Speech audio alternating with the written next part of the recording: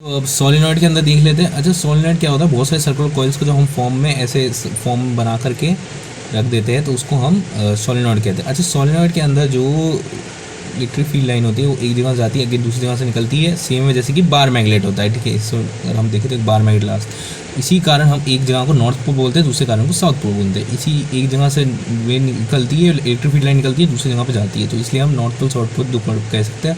और अंदर में सारी पैरेलल्स होती है लाइन्स। ठीक है, पैरेलल लाइन होने का अर्थ है कि बीच में कांस्टेंट है मैग्नेटिक फील्ड, सारी जगह पे सेम है। ठीक है, तो ये कारण होता है सोलेनॉइड का। सोलेनॉइड काफ़ी सारे सर्कुलर कॉइल्स को पर्टिकुलर बार बार बार बार लूप करके बनता है। ठीक है, और सोलेनॉइड की एक बढ़िया बात है कि इसके अंदर हम कोई जैसे सॉफ्ट आयरन देते तो इसको हम मैग्नेटाइज करके इलेक्ट्रोमैग्नेट भी बना सकते हैं। ये फ़ायदा है सोलेनॉइड का होने का। और ये बाकी इसका डायग्राम है, देख लो।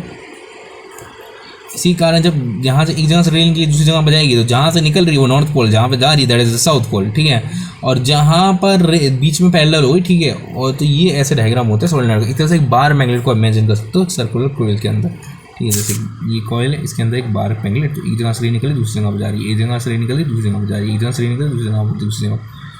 यार जैसे कि हमको पता है कि जब हमने देखा कि यार मैग्नेट होता है और उस पर अगर करंट बह रहा है तो इसके कारण यहाँ पे मैग्नेट के अंदर कुछ डिफ्लेक्शन आता है, तो यहाँ पर इलेक्ट्रिक फील्ड कुछ फोर्स लगाती है मैग्नेट में, जिसके कारण जो मैग्नेट फोर्स लगाती है, सेम वे मैग्नेट भी कंडक्टर पे अपोजिट फोर्स लगाता है। ये एम्पियर साहब ने बताया हमें। ठीक है, तो जब एम्पियर साहब ने ये बात हमें बताई तब इसका देखा गया कि जब अलग से डिफ्लेक्शन होता है या चेंजेस होता है उसमें बहुत ज़्यादा हाई फोर्स होता है, बहुत ज़्यादा हाई फोर्स अट्रैक्शन होता है, इसको रिपेल किया जाता है, इसका सेम अपोजिट फोर्स होता है। जैसे न्यूटन का थर्ड लॉ है ना कि इक्वल दो बोथ अब इक्वल एंड अपोजिट रिएक्शन कारण, तो इस पर दोनों फोर्स लगाया जाता है।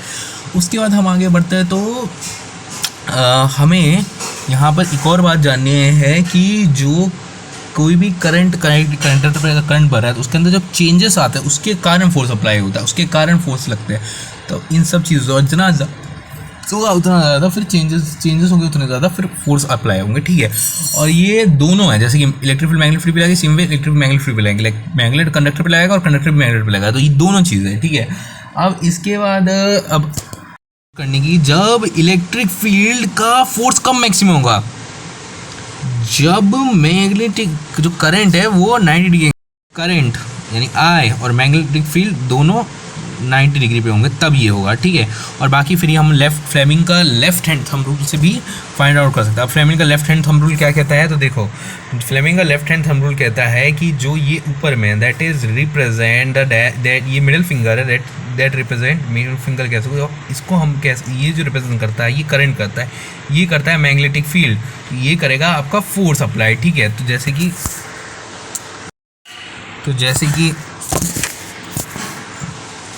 मान लो अंदर की तरफ है मैग्नेटिक फील्ड, तो वो फोर्स वो उसका इलेक्ट्रिक फील्ड। ठीक है, और करंट कंडक्टर ऐसे हैं। ठीक है, तो हमें फोर्स फाइंड आउट करना है। ठीक है, तो देखो अंदर की तरफ है और करंट ऐसे बह रहा है, तो इधर फोर्स लगेगा, दैट इज इस तरफ कंडक्टर के ऊपर फोर्स लगाया जाएगा। तो ऐसे फ्लेमिंग का left hand rule find out कर, जिसके अंदर जो मिडिल फिंगर है that represent left hand rule है, लेफ्ट हैंड का फ्लेमिंग का लेफ्ट हैंड रूल कहता है जो मिडिल फिंगर है रिप्रेजेंट करंट, जो फोर फिंगर है वो करेगा फील्ड मैग्नेटिक फील्ड, और जो थंब है दैट रिप्रेजेंट फोर्स। ये सब चीज़ें हमको पता रहनी चाहिए फाइंड आउट करने के लिए। सेम टाइम ये तीनों एक दूसरे के पैरेलल होने चाहिए, नहीं परपेंडिकुलर होना चाहिए, मतलब 90 के एंगल पे। आमतौर पर जितनी मैग्नेटिक फील्ड होती है, इवन जो स्मॉल आयंस हमारे बॉडी में ट्रैवल करते हैं वो भी कहीं ना कहीं इलेक्ट्रिक फील्ड प्रोड्यूस करते हैं। उसमें मेन कार्य जो होता है वो हार्ट और अपना ब्रेन का होता है। अगर अच्छा दूसरी बात ये है कि जैसे कि इंटरनल ऑर्गन्स के लिए MRI किया जाता है। MRI means magnetic resonance imaging, इसके थ्रू हम इंटरनल ऑर्गन्स को देखते हैं, ये मैग्नेटिक फील्ड के ही थ्रू किया जाता है। हम थोड़े अपने हाउस होल्ड एप्लीकेशन के बारे में बात करें तो हाउस होल्ड्स में क्या होता है ना, देखो एक तो होता है रेड वायर जो होता है हमारा लाइव वायर, एक होता है हमारा दैट इज़ पॉजिटिव। ठीक है, और एक होता है हमारा नेगेटिव वायर जो होता है हमारा ब्लैक वाला। ठीक है, और एक होता है ग्रीन वाला दैट इज़ अर्थ वायर। ठीक है,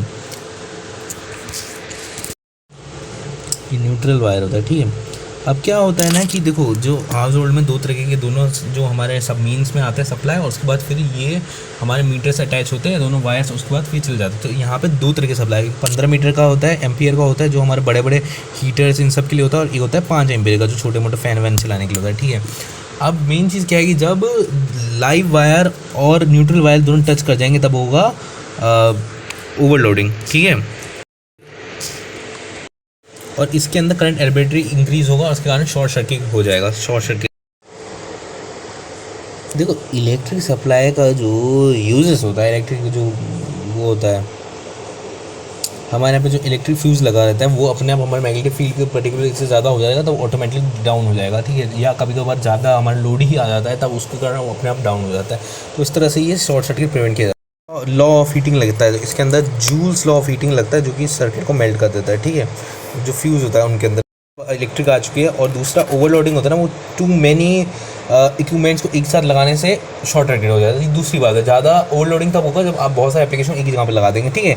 तो ये भी हमारे यहाँ पे कौन से सीरीज़ में लगता है, पैरेलल में कॉम्बिनेशन लगता है। तो हमारे पे पैरेलल में लगता है ताकि सेम वोल्टेज मिल सके और आराम से सारी चीज़ें करंट वगैरह फुल वोल्टेज से मिलेगा तो बल्ब वगैरह सारे एप्लीकेशन अपने आप यूज़ होते हैं। और कोई भी डैमेज होगा तो उसको हमको ऐसा नहीं है सबको एक एक करके रिप्लेस करना पड़ेगा, हम लोग एक ही बल्ब को रिप्लेस करके आराम से अपना काम कर सकते हैं, बाकी पे इम्पैक्ट नहीं पड़ेगा। तो ये दो फायदे हैं।